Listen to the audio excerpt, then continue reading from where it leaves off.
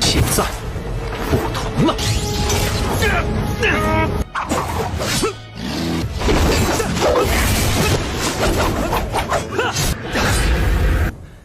冷静，运转越流畅。出击！我。 血鹰岭的守护者。Halo semuanya, selamat datang di Ruang Film. Bagaimana kabar kalian semua? Semoga selalu sehat dan baik-baik saja. Pada video kali ini, kami akan merangkum sebuah dongeng series lagi yang berjudul Lord Yusing.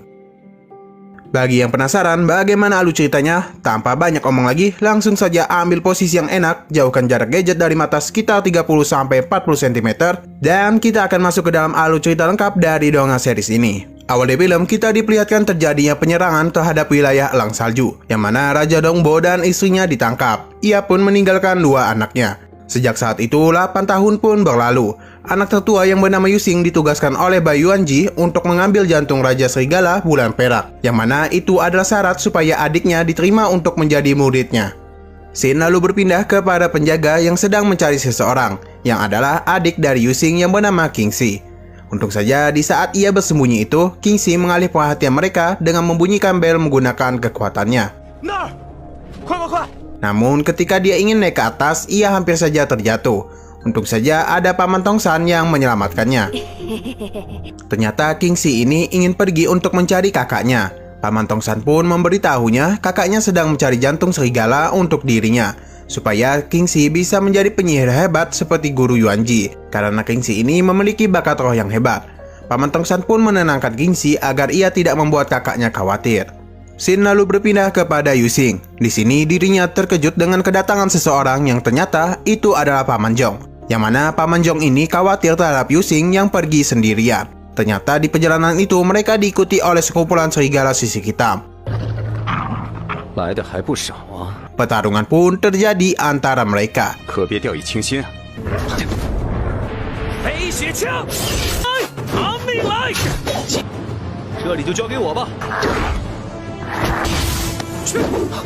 Di sisi lain, ternyata mereka ini sedang diawasi oleh rumah besar naga. Dari yang kita lihat, orang-orang ini sepertinya sedang mengumpulkan data tentang Yusing dan para kesatria lainnya.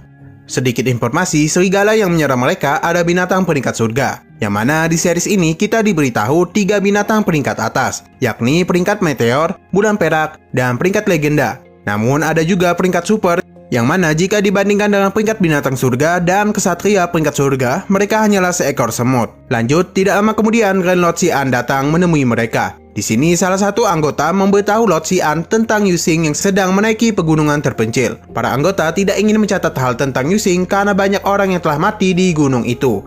Namun Lord Xian tidak peduli dengan alasan mereka dan menyuruh mereka untuk tetap mengawasi Yusing. Kembali ke pertarungan, Paman Zhong tidak percaya dengan perkembangan dari Yusing yang sangat cepat.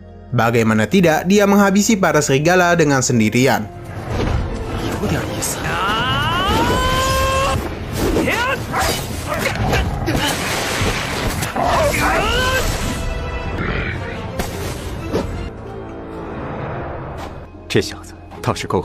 Paman Zhong memuji perkembangan Yusing yang ternyata dia sudah mencapai peringkat meteor. Namun di sini Yusing masih belum percaya apakah dirinya bisa melindungi keluarganya. Paman Zhong mengatakan apapun yang terjadi, Yusing masih memiliki dirinya dan Paman Tongsan. Nah, tidak lama kemudian mereka pun berhasil menemukan tempat serigala bulan perak. Namun tanpa mereka duga, ada macan hitam yang memiliki peringkat bulan perak mengincar mereka. Paman Zhong mengatakan mereka harus segera pergi untuk mencari tempat berlindung, karena hari sudah gelap dan macan ini lebih susah dilawan saat malam hari. Di sini Yusing meminta Paman Zhong untuk pergi dan dirinya akan mengalihkan perhatian macan itu karena sepertinya dia tertarik kepada Yusing. Dia pun segera pergi dan berpisah dengan Paman Zhong. Su Ying bertarung sendirian menghadapi macan bayangan.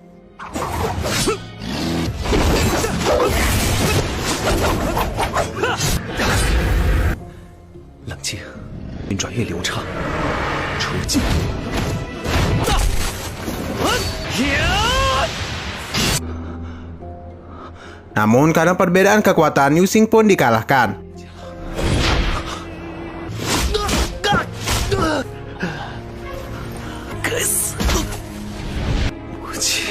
Nah, di saat ia diambang kematiannya, Yusing yang pingsan melihat keluarganya menghampirinya. Namun ia lagi-lagi kehilangan keluarganya. 歉，其实就这么结束了吗？ Nah, di saat ia putus asa tersebut, ibu dan ayahnya kembali muncul dan menyemangati Yusing. 手挺胸， Dia pun kembali sadar dan kembali menyerang macan bayangan. 更何况，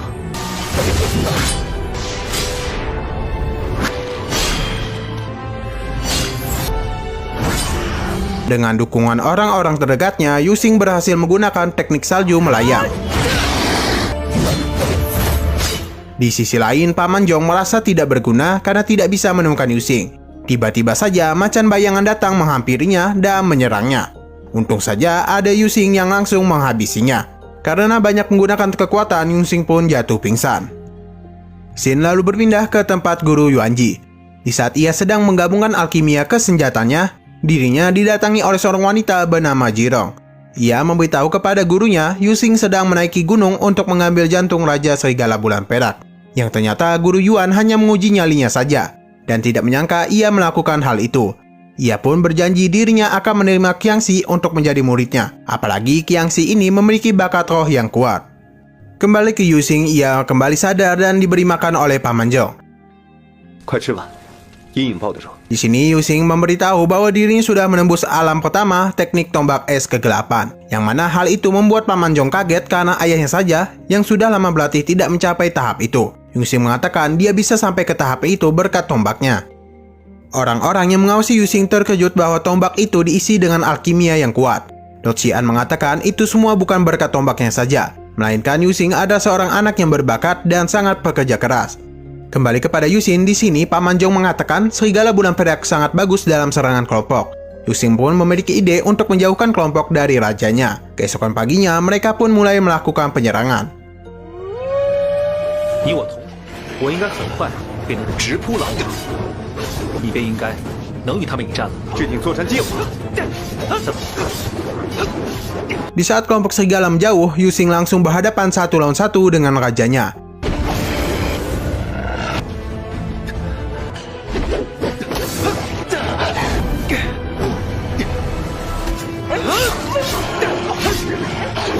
Mereka pun berhasil mengalahkannya. Namun di sini Paman Zhong mengatakan mengapa Yusing tidak menghabisi mereka. Ternyata di saat melihat serigala saling melindungi, mengingatkannya kepada ibunya. Di sini kita diberitahu bahwa jika Yusing sudah bergabung dengan rumah besar Gunung Naga, Paman Zhong akan memberitahu alasan kenapa orang tuanya ditangkap. Di perjalanan itu ternyata mereka diawasi oleh 2 orang bandit, yang mana mereka ini melaporkan kepada ketuanya yang bernama Gebin. Para bandit pun mendatangi mereka dan mulai mengepung mereka. 原来是雪鹰岭的。 Dikarenakan Paman Zhong yang sedang terluka, di sini Yusing meminta untuk menghadapi mereka sendirian. Gebin dan para anggotanya mentertawakan Paman Zhong karena membiarkan bocah ingusan melawan mereka. Yusing yang mendengar hal itu melemparkan senjata dan pertarungan pun terjadi. Namun sebelum itu kita dibawa ke 10 tahun lalu. Ternyata Gebin ini pernah melawan Paman Zhong yang mana Gebin ini sedang melakukan penyerangan di wilayah Elang Salju.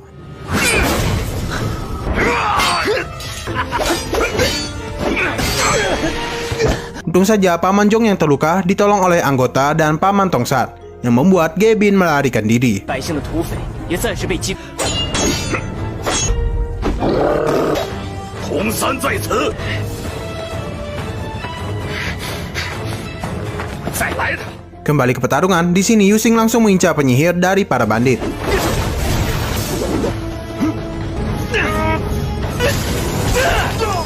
Setelah itu, ia pun bertarung melawan Gebin dan berhasil menghabisinya. 是为了宗属，为了血鹰。今日， Anggota rumah naga yang menyaksikan hal itu merasa tidak percaya Yusing berhasil menghabisi Gebin. Dou Qian pun mengatakan, apakah mereka sudah percaya dengan kekuatan dari Yusing? Dou Qian pun menyebarkan berita dari Yusing.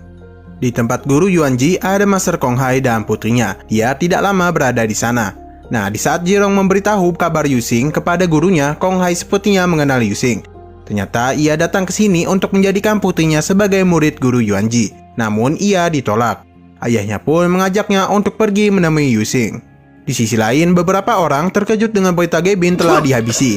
可别死了！ Kembali ke tempat Yusing, para anggota dari Gebin meminta maaf kepada mereka dan memberikan hasil rampasan yang telah dikumpulkan. Di sini Yusing meminta mereka untuk mengembalikan hasil rampasan tersebut. Nah, tiba-tiba saja terjadi sesuatu yang membuat orang-orang selain Yusing terdiam, dan muncullah banyak mata di tempat tersebut. Yusing yang ketakutan pun akhirnya tersadar dan tidak terjadi apa-apa di sana. Dengan segera dia memberitahu Paman Zhong untuk pergi dari tempat tersebut. Di saat mereka pergi, muncullah sebuah wajah dari gunung yang ternyata dia ini sedang mengawasi Yusing. Tapi kita belum tahu identitas orang ini.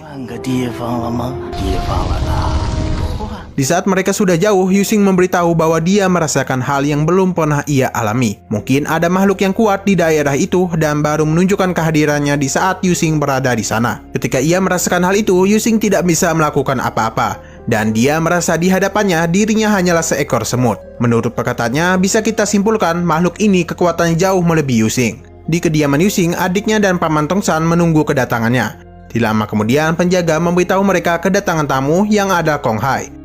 Kong Hai? Paman Tongsan berbicara kepadanya kenapa ia baru muncul setelah sekian lama. Oh ya, Kong Hai ini adalah teman dekat ayahnya Yusing. Ia mengatakan ketika wilayah Elang Salju mengalami masalah, dirinya tidak mau ikut campur karena itu adalah masalah pribadi dengan keluarga klan Mo. Namun Paman Tongsan tidak percaya dan menganggap itu hanyalah alasannya saja. Tidak lama kemudian, Yusing pun datang. Paman Kong Hai pun memberitahu berita tentang Yusing telah menyebar ke seluruh negara Azura Reaper. Di sini Yusing mencari keberadaan Kingxi yang ternyata ia sedang bermain dengan putrinya yang bernama Kong Yuye. Ternyata ia dan ayah yang dulu ingin menikahkan mereka berdua. Namun itu hanya bercandaan. Yusing pun mendatangi adiknya yang sedang bermain dengan Kong Yu.